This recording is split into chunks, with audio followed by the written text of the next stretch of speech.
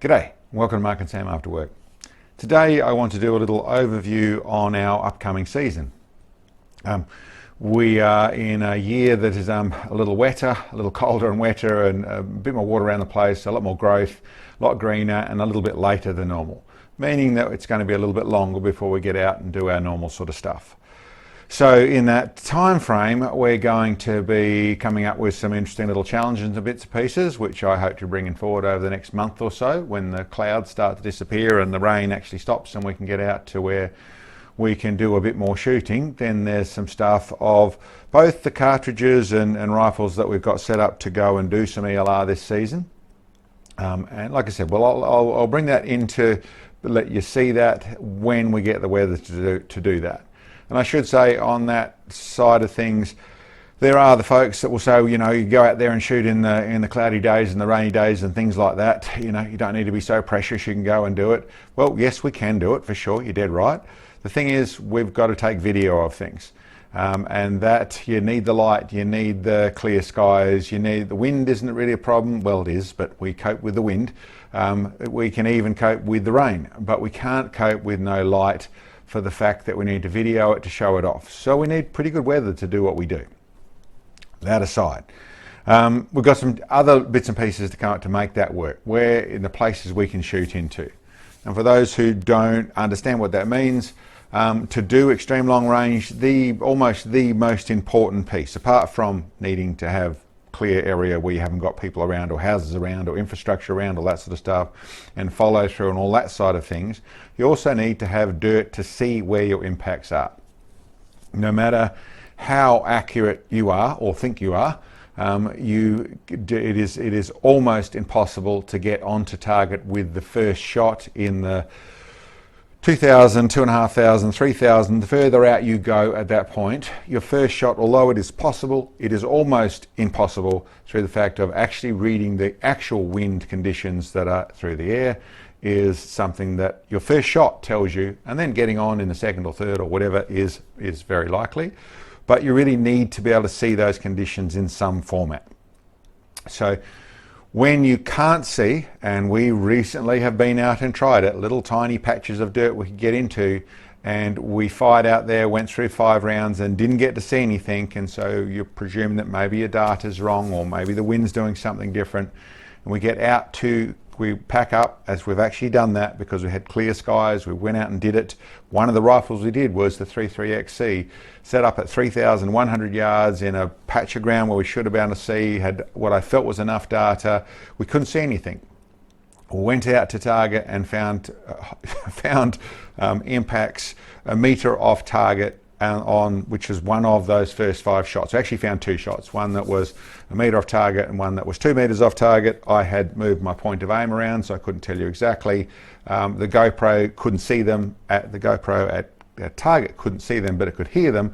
Yes, they were very, very close, but we couldn't see anything, largely because even the dirt that was out there was wet, so a little tiny displacement of dirt at 3,000 yards is impossible to see. The cameras couldn't see it, Sam couldn't see it, I couldn't see it, so we didn't go forward. Anyway, that's excuses aside, that's the situation we're in this year. A little while before we get there. Nice, great for the farmers, great for the bush, lots of rain, you know, back to a wet year of 20 years ago sort of stuff. So really good on that side of things, pushes us back a little bit. As for what that turns into, and I suppose something I should explain, people have watched the channel over the years. We shoot into different places a little bit and shoot we've got a couple of places we shoot from in the areas we shoot from, largely from a hill out to another hill actually. Very low drop between them, but it is on a hill that we actually sit on. And that gives us an area to be able to get to places on a 8,000 hectare property with properties all around it. So lots of, not our property, a property that we know the landowner, we've known them for many years, and we're very grateful to get the use of that property, but that's what we shoot to. So in a few different places around that property where we can shoot onto things. Not too far away from here, so very good for us on that side of things. But the reason you see different spots is a couple of reasons. One, a little bit of variety, you know, a bit of change. You learn different things. It's good for the image. It's good for what we show and that sort of stuff. But also year to year is what the crops are. when the crops are stripped. We had last year our paddock that we've used for 4 or 5 years, which shoots into, which does the 2 miles and out to sort of 4,000 yards and even up to 4,000 metres. That paddock was stripped, but it had canola on it, very tall, metre high stubble, which meant that it was almost impossible to use. We managed to scrub back a little bit of that property to get a little bit more clearance to be able to shoot into things, but just really wasn't usable. Hasn't got canola on this year. We have to see what the end result of the stripping process is. The stripping is not done for us, it's done for the farm and what lets the property actually survive. So it's nothing to do with us. We get to use what is left over in that situation. So we'll see what it is. Last year we had, that paddock wasn't really working. We had a nice little 3,000 yard zone, which meant we got to push a lot of cartridges out there, which I wouldn't normally think, but as good conditions. We were dialed in, and from the 243 to the 308 to the 3006, all sorts of things out there did very well given the conditions. Some struggled. The 260 Remington, the 270 Winchester, both performed very well in what they actually did, but the conditions we had were terrible. So lots of high winds is what I was dealing with both those cartridges. So they perform very well, but things that we need to, well, I suppose just to get that little tick off, it's a personal thing, I suppose, just get them all to get to X place and to show it off and that side of things. But, well, let's get into the next season. I sort of set up where we're at. There's, I suppose, in the way of equipment, which I've got in front of me, this is our Sako TRG. Recently did a video on this, pretty much in its finished form. It's been through a transformation. I built a piece down the back here to put a buttstock on it. I did that, I did a video to show that what we've done. It also made a bracket up the front to go into the front of that chassis to accept larger barrels using my bipod system. So I built all that. When that happened, I actually found out, someone commented on the Vision Products aluminium forend, which goes over the top of your chassis, removes the front piece. It gives you, takes the plastic, whatever that stuff is that the TRGs are made out of, takes that off, puts this aluminium piece on, extends it further forward, gives you an Arca rail mount on the bottom, far more usable piece to turn your TRG, in just with doing nothing else, turn your TRG into more of a PRS rifle to do all those bits and pieces. I contacted them. They did us a bit of a deal to get one over here so I could do that. I got it over. They come in a anodized, or yeah, I think it's the anodized black. I've just painted it to match the colors of other bits and pieces, but of this forend. For those people who don't know, a TRG has an aluminium chassis, like a full length rail, this black piece in here, a bit hard to see with the reflection, but there's a chassis, and then the plastic bolts to it.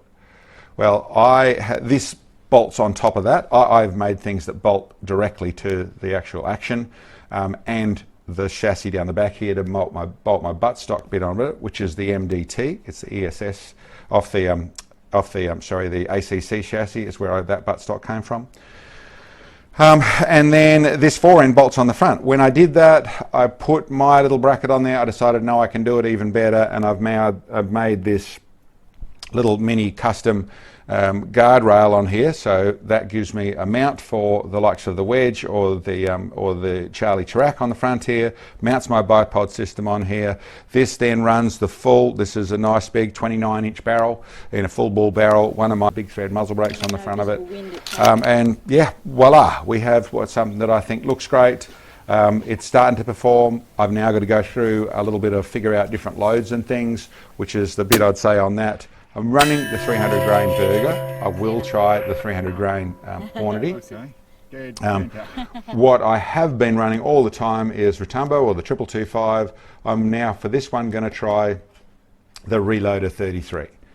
See if I can get it all working. This one has proved to me that the load, even in the old barrel, but proved even more so with the new barrel, is that over 10 years, the 225 or Retumbo really changed quite a bit. What I could run at the beginning, I just simply couldn't run at the end. It seems to have got more speed, but it just simply, I had to bring my capacities back. And nothing wrong with the chamber, nothing wrong with anything else, just the nature of that, the fact that that powder has actually changed. And I've been trying to verify that, and I wouldn't say 1000%, but I would say 99.99% that the powder has changed, and I'm going to do a little bit of playing between those two to see what I can get to. Around the 2800 feet per second out of the 300 grain burger is what I want to get this to. But anyway, that's that one. So a little bit of a shout out to Vision Products. They did do a little bit of a deal for us to get one for us here. I got the direct from them, and they also, well, it is for someone who's got a TRG and dealing with that funny plastic front end on them. This is a not too expensive product that really does go on and change it, especially if you want to use that sort of rifle for your PRS or just more mounting options and all that sort of stuff. I think it's a great piece of gear.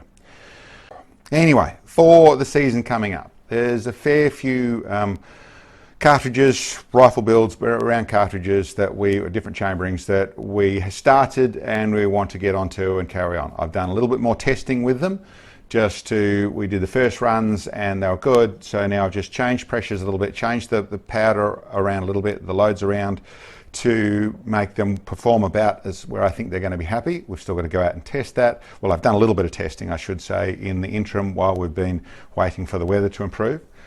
I suppose what would I start off the first cab of the rank in that conversation with the 28 Muzzle. That was in the KS Actions from Canada. That was the 28 Muzzle, which we set up in a MDT chassis. Yeah. Shot really well. That's running the 190 grain, the 190 grain burger projectile. We're running the 2218 powder. And that we ended up with, or where we're running at the moment, where it seems to settle down nicely, is the 3220 feet per second on an average. That really looking forward to. That's a really nice rifle to shoot. It's the 28 Muzzle. That's a good bit of speed out of that 190 grain projectile. So really looking at stretching that one out. Whether we go straight to, we've only gone to 1300 yards or something like that. So whether we just go to a mile or we go straight out to the 2500, we'll really see what the conditions come, what the weather, what the paddocks, all that sort of stuff is. But really looking forward to that one that should perform really well. Next one would be, well, I suppose actually I'll go back down a couple of steps. The 22250, that one there, we're running the 90 grain burger. We just swapped over to that. That's it, the one that we just showed last video actually had that. It's another of the, well, that's the Auroch chassis. So it's an MDT company, but it's the Auroch chassis is what's sitting in there. Just a little Hauer action. That one there performed really, really well. I was really, for a little 22, it is just a 90 grain projectile, but running at 3200 feet per second, so similar sort of speed. In that one I'm running the 2209 powder, which I think is the 4350 in the likes of what most of the world knows it as. That one, listen, a little cartridge, but a lot of speed, really looking at stretching that one out. And we'll see where we get to, probably go to a mile as our next efforts, but performing really well, really low in its extreme spread. That one was back down in the single digits in its extreme spread at this moment. So looking forward to it. That should be really nice to shoot. Really Sam's gun. She will go out to where she's comfortable, and then in the ELR stuff we go back to, especially in a really small pill like that. We need Sam doing her absolute best on the spotting scope, and I need to be working things out. Once again, that little projectile, dealing with it out there and trying to work out what to do to get onto target. But we'll see where we go with that one. Like I said, very much condition. And the other one in that little end of the gang there, which is not a little one the way it performs, but that's the 300 WSM. Running the 220 grain burger in that. And that surprised me how well it performed for what it is, for its efficiency, for its amount of powder. Just really interested to see how well that performed. Really super nice to shoot. I haven't used the 300 WSM before, and that one really stood up into the crowd with the big boys with the 300 PRC and the 300 Win Mag. It really fits into that bracket really easily. I'm also going to be very interested, if I get a chance this season, to put that 220 grain projectile back into the 300 PRC. I think those two are going to be a bit of a match made in heaven as well. But really looking forward to stretching that one out, and that one is definitely for 3,000 yards is where we certainly will be trying to get to this season, because I think that's going to work really well at that level, at least for the stuff we do. And we get into the bigger fellas. I've been through this, as much as I've done so much with the 338 Lapua, to make this one run, to make it sort of my first big precision rifle, and now it's had a real metamorphosis. Really looking forward to getting it out there, and probably if we get the conditions, then it's certainly one of the contenders to get back on there at 2 miles. This is the first one I got to at 2 miles. Want to do it a lot more efficiently than we did back then, but we'll see. That's 8 years ago or wherever it was. But would like to get that and see how this well performs. We'll see what it all works like, but that's sort of, if we get the paddocks, and I would only say if we get those opportunities, then yes, that's certainly we're going there. And that moves into the next two on that line there, which are the 3378 Weatherby Magnum and the 33XC. The 3378 Weatherby Magnum, that was around the 245 grain projectiles, and we were getting in the 3250 feet per second. So a lot of oomph going on there. A 30-inch barrel or a 29-inch barrel. That's big cartridge, lots of powder, running the 2218 powder, and that just performed really well. Really nice to shoot that setup. Everything worked really, really well. So really looking forward to getting that. That's certainly, we really, with that one there in the same sort of place, I'm waiting till I get to the 2 mile sort of stuff, 3,500 to 3,800 yards. Once we get that sort of space, that's where I want to go and take that one there. And the 33XC, well, we finished, well, I just wouldn't say finished, but we got to the place once again, 3,200 feet per second, bit of a theme, with the 300 grain projectile. I've only used the Burger at this moment. We will use the A-tip as well. But that one there, that's got a fair old bit of punch, the 33XC. And in that rifle, that's in the structured barrel. So really looking forward to seeing how that performs. Both of those two, the 33XC and the 3378 Weatherby Magnum, are both in the same rifle. That's the custom rifle I built out of some GCPD parts, but custom rifle I built, made to be able to run that structured barrel in its designs. That's where it went to. But looking forward to it. The rifle is really a dream to shoot, great thing to shoot. Largely, I swap over my scopes all the time, but largely that's run with a 7x35 Night Force Attacker, but really looking forward to getting it out there.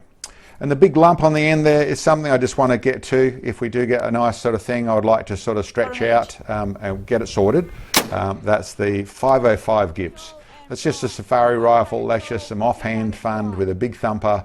But I'd like to get on something out at steel, out at decent range without a million rounds thrown down. So we'll see. That's another one just to do for the list of play for this year.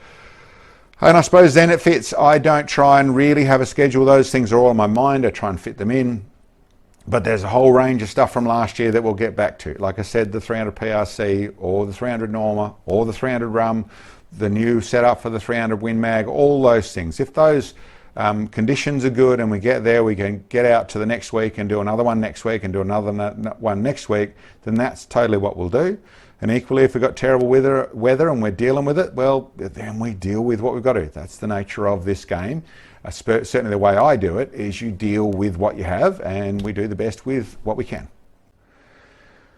Okay, so the last one on the end there, which I didn't get to or I didn't start with, is that the 22 Magnum, the 22 WMR. Yes, I plan, we still have that in the middle of go. We could be doing 100-yard group shooting. I'm not a fan of it. I don't have really position. I'm struggling everywhere to try and make that happen. Nice little flat section of 100 yards. Might be easy at your range. It's not easy where I am at all. But I didn't design it to go and do that sort of stuff. I've done a fair bit of it. I've got that little round there, which is a 40 grain Burger round that has been put into that little case there with the crimping and all the bits and pieces, actually magazine feeds. We've built the rifle. I really want to get to where I've got dry conditions and get, whether that's 400 yards or 600 yards or wherever it is, and see what it actually performs like there. That's where I'm waiting to do. The round was working, or getting in around the 2,100 feet per second. Everything was starting to work. There's a bit of refining to do, but I don't want to get inane about it. I don't want to go too anal about trying to make it run at specific things. I want to go and do what we're going to do and see if I need to take a step back again. So that's where that one's at. We're waiting for that sort of thing to do that sort of stuff. And I also want to do a little bit in more with just the 22 with with the extreme long range with the 22 side of things. Once again, I need better paddocks for that sort of stuff, but I think it's a place that is expanding in the sport. I think it holds a lot of interest for people, for what people can do with what their budget is or what the area around there is and that sort of stuff. And it teaches you a lot, and it's just great fun. And that's coming just back down to just normal out of the box ammunition, nothing else going on, and try and keep those two things totally going along. Okay, the other couple of things that are in front here, a couple of scopes, and I suppose that brings us into a couple of points in the conversation. To start off with, we've got this Nightforce NX8, we've got second focal plane and first focal plane. Want to show them, great scope, really liked using them, so want to show them off a little bit through this season. And over here, this Nightforce Genesis Mini.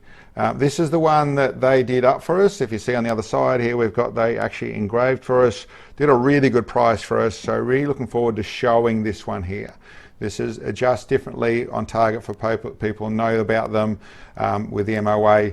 This one, 250 minutes of elevation, internal elevation. So really great concept. Looking forward to showing that off as well, to show those, to sort of use those things in some of these shoots that are coming up.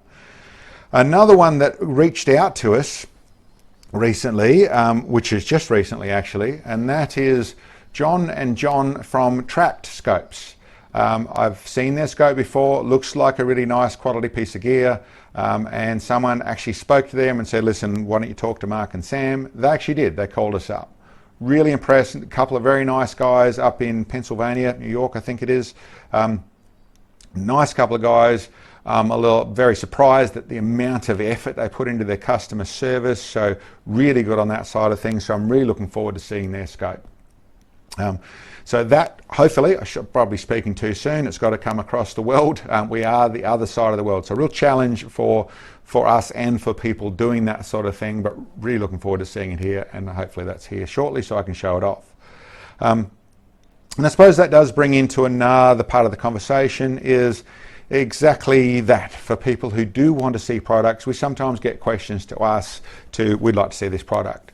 I have found over the years that unless that company knows us or unless their customers are talking to us, then it's a little bit of a cold call that doesn't work. They are not really interested because they don't know us. And realistically, you'd have to go from the fact that there are no doubt hundreds, if not thousands, of people who have a small YouTube channel that want to get a product from people or pretend to because they want to get something for free or all those sorts of things. So they'll probably get a barrage of that sort of stuff. So they'd end up with a little bit of a deaf ear to a lot of it.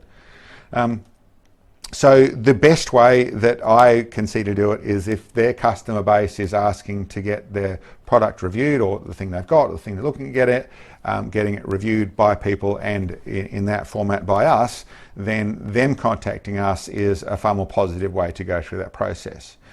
We're certainly willing to look at that sort of thing. It really does come down to something that has to suit the genre of what we do, so that needs to be of X level of quality without getting ridiculous. There is cheaper and there is more expensive, but it still needs to fit in a basic level.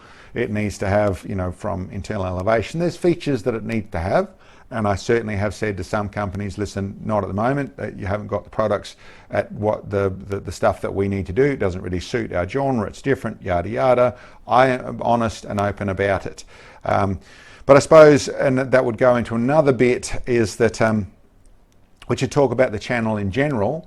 We're growing, we're at 80,000 subscribers now, where it's a fairly slow growth. We've been doing it for a long year, but I feel it's very honest. I don't think we attract the kids or we don't have Sam running around a low top. We don't blow things up in the paddocks. We're not a sensational channel. And we shoot, I suppose, train whatever it is in the way of precision rifles, and I think YouTube sees us as scary. People see us with lots of good product and lots of good rifles, and there's the odd comment about how much money you must make, and I think there's people that must think that we are YouTube millionaires or something like that. No, not at all. We get paid very, very little in that world. We get paid very, very little for what we do.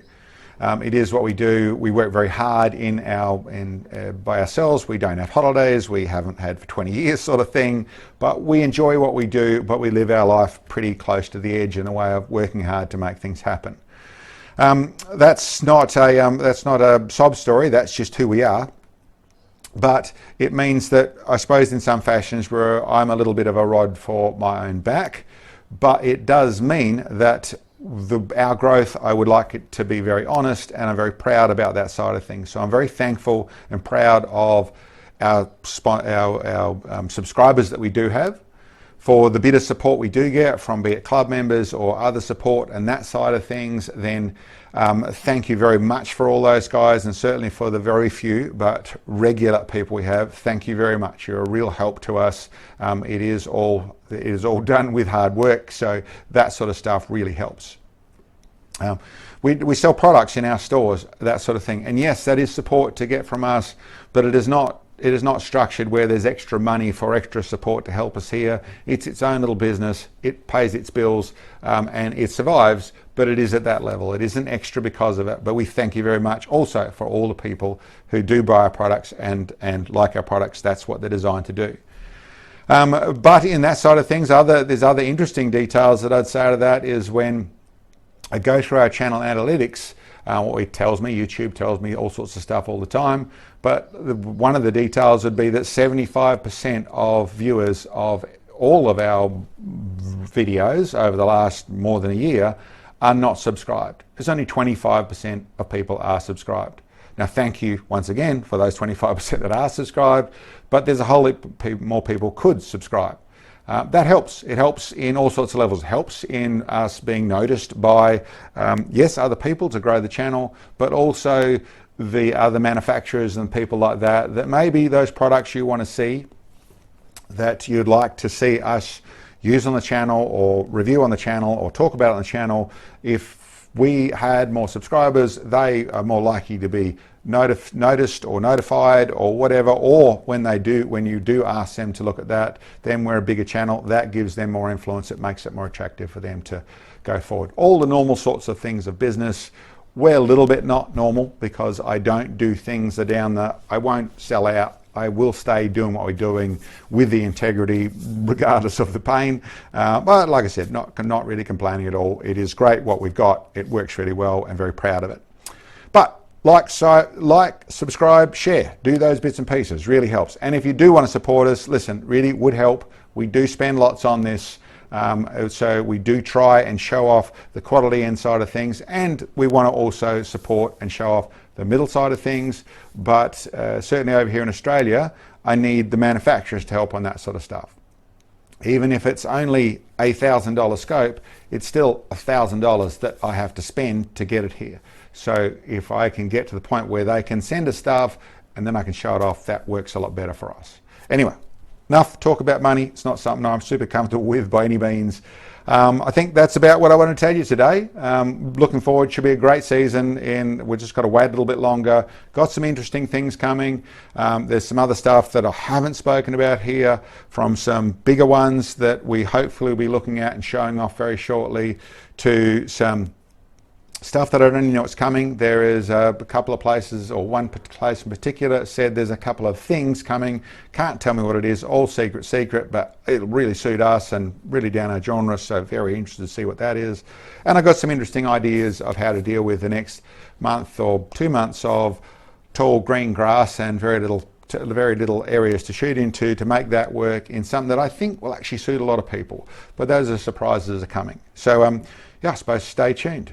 Anyway, guys, I think that's about it. Thank you very much for checking in. Let us know any comments below, and we'll catch you next time.